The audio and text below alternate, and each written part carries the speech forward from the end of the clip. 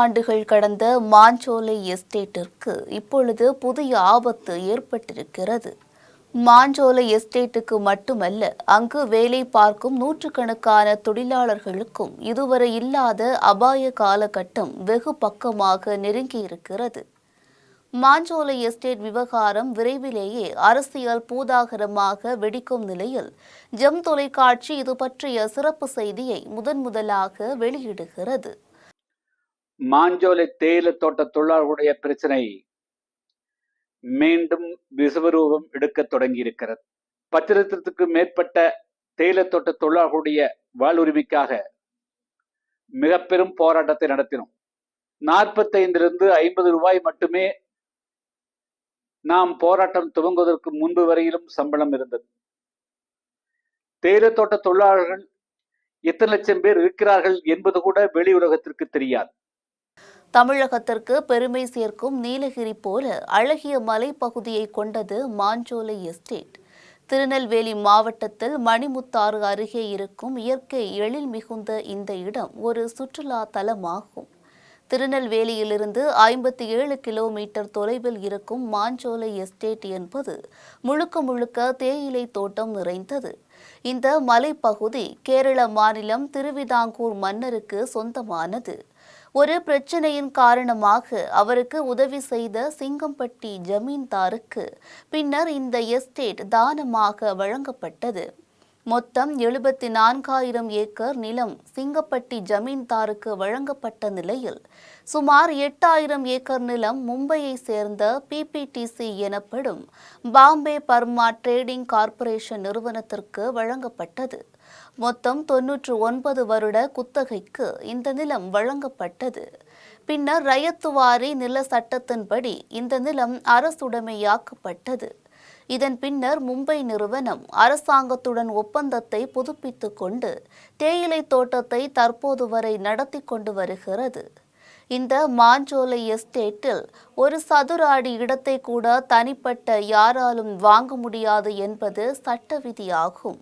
மாஞ்சோலை இருக்கக்கூடிய அந்த தேயிலை தோட்டங்கள் பிபிடிசி நிர்வாகத்தினுடைய சொந்த நிலங்கள் அல்ல.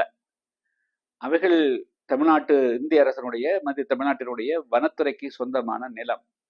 பசுமையான தேயிலை தோட்டங்களை கொண்ட இந்த எஸ்டேட்டிற்கு பின்னால் கருப்பு நிற கதையும் இருக்கிறது.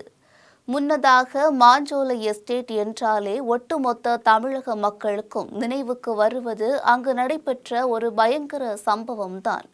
அங்கு பணிபுரிந்த தொழிலாளர்கள் கொத்தடிமையும் கொத்தடிமையாக பல தலைமுறைகளாக அற்ப சொற்ப சம்பளத்துக்காக பணிபுரிந்து மிக பெரும் கொடுமைகளுக்கு ஆளாய் கொண்டார்கள். எனவே அவர்களுக்கு எதிராக நடைபெற்ற மனித உரிமை மீறல்கள் தடுத்து நிறுத்தப்பட வேண்டும் என்பதுதான் போராட்டத்தினுடைய துவக்கமாகவே இருந்தது. அதை கூட புரியாத காரணத்தினால்தான் 8 மணி நேர வலியுறுத்தியும் அங்கு தொழிலாளர்களுக்கு 1951ஆம் ஆண்டு தேயிலை தோட்ட தொழிலாளர் சட்டத்தை முழுமையாக அமலாக்க வேண்டும் என்று வலியுறுத்தியும் நடத்திய போராட்டத்தில் 1999ஆம் ஆண்டு ஜூலை மாதம் 23ஆம் தேதி அன்று இருந்த ஆட்சியாளர்கள் நடத்திய தாக்குதலில் 17 பேர் தாமரை ஆற்றிலே மூழ்கடிக்கப்பட்டார்கள், 1 வயது குழந்தை உட்பட. கடந்த 1999ஆம் ஆண்டு ஜூலை மாதம் 23ஆம் தேதி திருநெல்வேலி மாவட்ட ஆட்சியர் அலுவலகம் அருகே கூலி உயர்வு கேட்டு மாஞ்சோலை தொழிலாளர்கள் ஊர்வலம் சென்றபோது காவல்துறையினர் மிகப்பெரிய தடியடி நடத்தினர். இதிலிருந்து தப்பிப்பதற்காக தாமிரபரணி ஆற்றில் குதித்த 17 தொழிலாளர்கள் தங்கள் உயிரை பறிகொடுத்தனர். இந்த சம்பவம் அப்பொழுது நாடு முழுவதும் மிகப்பெரிய அதிர்வலைகளை ஏற்படுத்தியது. 25 ஆண்டுகள் கடந்த நிலையிலும் அந்த சம்பவத்தை இன்னும் யாராலும் மறக்க முடியாது. இப்பொழுது மீண்டும் மாஞ்சோலை தேயிலை தோட்ட தொழிலாளர்களுக்கு மிகப்பெரிய ஆபத்து காத்திருக்கிறது. மலைப்பகுதியிலே தேயிலைகள் ஆயிரக்கணக்கான கிலோ விளையக்கூடிய அந்த பகுதியில ஒரு வருடத்திற்கு 10 ரூபாய் மட்டும்தான் குத்தகை. இதை செலுத்திக் கொண்டுதான் பிபிடிசி நிர்வாகம் அந்த அளவுக்கு தொழிலாளர்களை சுரண்டி கொண்டிருந்தது. அந்த அதாவது 99 வருட குத்தகை என்பது பிபிடிசி நிர்வாகத்திற்கு 2028ஆம் ஆண்டு முடிவடைகிறது. அதாவது இன்னும் 4 வருடத்தில் அவர்கள் அந்த தேயிலை தோட்டங்களை விட்டு வெளியேற வேண்டும். தேயிலை தோட்டங்களிலிருந்து பிபிடிசி நிர்வாகம் வெளியேறுகின்ற பொழுது அந்த தேயிலை தோட்டங்களை அப்படியே மூடிவிட்டு செல்ல வேண்டும் என்று ஒரு தீய எண்ணத்தோடு இப்பொழுது பிபிடிசி நிர்வாகம் செயல்படுகிறது. மாஞ்சோலை எஸ்டேட் என்பது கிட்டத்தட்ட நாடோடிகள் வாழும் ஒரு கிராம பகுதி போல் காட்சியளிக்கிறது. இங்கு யாருக்கும் எந்த இடமும் சொந்தமில்லை. உடலில் தெம்பு உள்ளவரை இங்குள்ள தேயிலை தோட்டங்களில் வேலை செய்து நிர்வாகம் கொடுக்கும் கூலியை வாய்ப்பொத்தி வாங்கிக் கொண்டு அங்குள்ள குடியிருப்புகளில் தங்கள் வாழ்க்கையை நடத்தி கொள்ள வேண்டும். தலைமுறையாக இப்படித்தான் அங்குள்ள தேயிலை தோட்ட தொழிலாளர்கள் உழைத்து வருகிறார்கள். பணி ஓய்வு என்ற பெயரில் ஒரு நாள் இவர்கள் அந்த இடத்தை விட்டு வெளியே அனுப்பப்படுவார்கள். அப்படி வெளியேறும் எஸ்டேட் தொழிலாளர்களுக்கு சொந்த ஊர் ஒன்றும் இருக்காது. சொந்தமாக வீடும் இருக்காது. சொல்லிக்கொள்ள உறவினர்களும் இருக்க மாட்டார்கள். அவர்களது வாழ்க்கையே மிகப்பெரிய கேள்விக்குறியாகத்தான் இருக்கும். ஆரம்ப காலகட்டங்களில் இந்த தேயிலை தோட்டத்தில் வேலை பார்க்கும் தொழிலாளர்களுக்கு ஒரு நாளைக்கு ₹1.18 சம்பள கூலி வழங்கப்பட்டு வந்தது. பின்னர் அந்த தினக்கூலி ₹3.50 என உயர்த்தப்பட்டது. இந்த சம்பளத்தை வாங்குவதற்கு அவர்கள் ஒரு நாளைக்கு 100 முதல் 125 கிலோ வரை தேயிலையை பறித்து தர வேண்டும். தற்பொழுது இங்கு வேலை பார்க்கும் தேயிலை தோட்ட தொழிலாளிக்கு ஒரு நாளைக்கு ₹130 சம்பளமாக வழங்கப்படுகிறது. இந்த சம்பளத்தை அவ்வளவு எளிதாக பெற்றுவிட முடியாது. மழை காலங்களில் எஸ்டேட் பகுதி முழுவதும் அட்டை பூச்சிகள் நெளியும். சேரும் சகதியுமான இடங்களில் நின்று கொண்டுதான் தேயிலை பறித்து எடுக்க வேண்டும். போதிய வருமானமின்மையால் பல தொழிலாளிகள் பசி பட்டினியோடு இங்கு வேலை பார்ப்பது வேதனை செய்தியாகும்.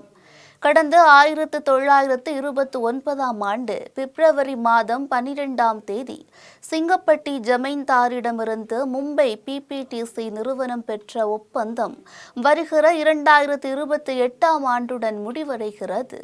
முன்னதாக கடந்த 2018ஆம் ஆண்டு பிப்ரவரி மாதம் 28ஆம் தேதி இந்த எஸ்டேட் அமைந்துள்ள பகுதி உட்பட அனைத்து வனமும் காப்பு காடாக அறிவிக்கப்பட்டது. அது முதல் வனத்துறைக்கும் பிபிடிசி நிறுவனத்திற்கும் இடையிலான மோதல் அதிகரித்து வந்தது. தற்பொழுது வனத்துறையினருக்கும் பிபிடிசி நிறுவனத்திற்கும் ஏற்பட்டுள்ள உச்சகட்ட மோதலால் அந்த நிறுவனம் தனது குத்தகை காலம் முடிவதற்கு முன்பே மாஞ்சோலை எஸ்டேட் மூடப்படும் என இங்குள்ள தேயிலை தோட்ட தொழிலாளர்கள் அஞ்சுகிறார்கள். இதனிடையே மாஞ்சோலையில் வேலை பார்க்கும் பணியாளர்கள் ஒவ்வொருவராக வெளியே அனுப்பப்படும் சூழ்நிலை இப்பொழுது உருவாகிவிட்டது. கடந்த 100 ஆண்டுகளாக தலைமுறையாக வேலை பார்த்து வந்த நூற்றுக்கணக்கான தோட்ட தொழிலாளிகளின் வாழ்வாதாரம் மிகப்பெரிய கேள்விக்குறியாகி இருக்கிறது.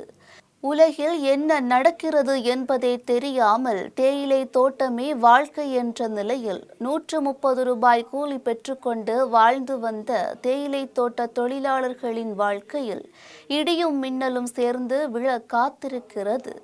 தமிழகத்தில் நீலகிரி மற்றும் கோயம்புத்தூர் மாவட்டங்களில் உள்ள தேயிலை தோட்டங்கள் அனைத்தும் தமிழக அரசுக்கு உடைமையாக உள்ளன. அதேபோல் மாஞ்சோலை தேயிலை தோட்டங்களையும் அரசு எடுத்து இதை தொடர்ந்து நடத்த வேண்டும் என்ற குரல் ஒலிக்கத் தொடங்கி இருக்கிறது. தமிழக அரசு தலையிட்டால் மட்டுமே இந்த பகுதி மக்களின் வாழ்வாதார பிரச்சினைக்கு ஒரு நல்ல தீர்வாக அமையும். 10 வருடம் 20 வருடம் 30 வருடம் பணிபுரியக்கூடிய தொழிலாளர்களுக்கு நாங்கள் ₹1,00,000 கொடுத்து விடுகிறோம், ₹2,00,000 கொடுத்து விடுகிறோம்.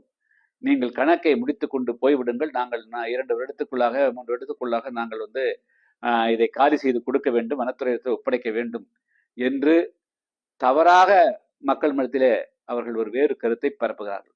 அவர்கள்தான் வெளியேற வேண்டுமே தவிர பிபிடிசி நிர்வாகத்துக்கான ஒப்பந்தான் முடிகிறதே தவிர அங்கு இருக்கக்கூடிய தொழிலாளர்களுக்கான எந்த விதமான நிபந்தனையும் கிடையாது.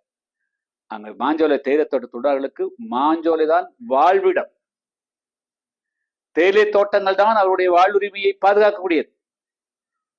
எனவே 10 தொழிலாளர்களாக 20 தொழிலாளர்கள் தனித்தனியாக அழைத்து இந்த பிபிடிசி நிர்வாகம் கடந்த சில மாதங்களாகவே தொழிலாளர்களுக்கு ஒரு அச்சத்தை உருவாக்கி வரக்கூடியதாக நாங்கள் அறிகிறோம். இதை அந்த நிர்வாகம் உடனடியாக நிறுத்திக் கொள்ளணும். தமிழ்நாடு அரசு இந்த பிரச்சனை முற்றுவதற்கு முன்பாகவே இந்த ஒட்டுமொத்தமாக பிபிடிசி நிர்வாகத்தை, தேயிலை தோட்டங்களை தமிழ்நாடு அரசனுடைய தேயிலை தோட்ட கழகம் எடுத்துக்கொள்ள வேண்டும் என்பதுதான் எங்களுடைய வேண்டுகோள். மும்பையை சேர்ந்த பிபிடிசி நிறுவனத்தின் 99 ஆண்டு கால ஒப்பந்தம் நிறைவேற இன்னும் 4 ஆண்டுகள் இருப்பதால் அங்குள்ள தொழிலாளர்களால் போராட்டம் நடத்தவும் முடியவில்லை. அதே சமயம் தங்களது அடுத்த கட்ட வாழ்வாதாரத்திற்கு என்ன செய்வது என்றும் அவர்களுக்கு வழி தெரியவில்லை. தற்பொழுது அங்குள்ள குடியிருப்பில் வசித்து வரும் நூற்றுக்கணக்கான தொழிலாளர்கள் தமிழக முதல்வர் மு.க. ஸ்டாலின் நினைத்தால் எங்கள் வாழ்க்கையில் மிகப்பெரிய மறுமலர்ச்சி ஏற்படும் என்று ஒரே குரலாக ஒலிக்கிறார்கள். மாஞ்சோலை எஸ்டேட்டில் தேயிலை தொழிலாளர்கள் தொடர்ந்து பணி செய்ய முடியுமா? அவர்களது 130 ரூபாய் தினக்கூலியில் மாற்றம் ஏற்படுமா? அல்லது மீண்டும் ஒரு போராட்டத்திற்கு அவர்கள் தள்ளப்பட்டு தாமிரபரணி ஆறு அவர்களை அழைத்துக் கொள்ளுமா என்பது தெரியவில்லை. ஜெம் தொலைக்காட்சி சிறப்பு குழுவினர் சேகரித்த இந்த செய்தியால் மாஞ்சோலை எஸ்டேட் தொழிலாளர்களுக்கு விடியல் ஏற்படுமா என்பதை பொறுத்திருந்து பார்ப்போம்.